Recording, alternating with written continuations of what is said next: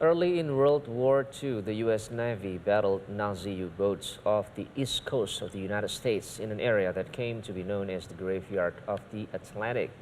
For VOA, Genia Dulo takes us on an underwater tour of some of those wrecks, which are now artificial reefs, popular with sharks and scuba divers. Iraq War veteran Dean Anderson captains a charter boat to an old battlefield that is finding new life as a marine ecosystem and tourist attraction here off the coast of the U.S. state of North Carolina. We're on the stern of the Papoose, pretty close to it. It was sunk in 1942, it got torpedoed, and most of the sailors got picked up. It was an oil tanker. It's turned upside down, so you can penetrate it. Just be careful. About 120 feet deep. All right, enjoy your dive. Watch your air, watch your bottom time.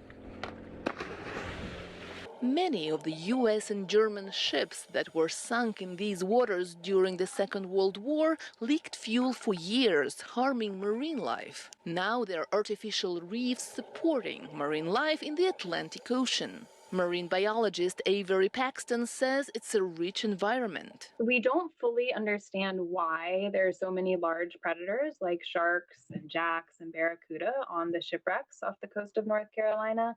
But one thing we have found is that generally they tend to hang out on the taller structures more regularly and in higher numbers. California diver Hal Wells have been coming here for the past 14 years because he says it's unique among spots to dive with sharks. When you see a sand tiger shark swimming around the wreck, it's because it's mating with other sharks or it's looking for food near that wreck. They have somewhere to hide. These sharks are just as vulnerable as a lot of the other fish in the food chain. Imagine some of the great whites. There are great whites patrolling out here as well, and they're probably preying on these sand tiger sharks that we see on the wrecks.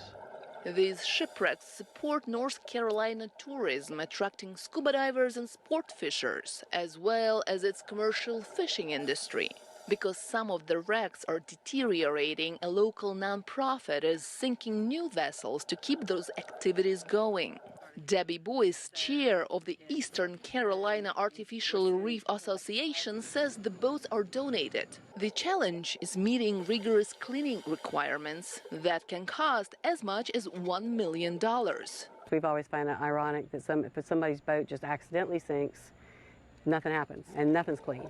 But you try to put one out there for the good of everybody, and you have to spend a gazillion dollars. Boyce says each of the 20 boats they have sunk is expected to last up to 100 years as zero-maintenance contributors to both the local economy and Atlantic marine life.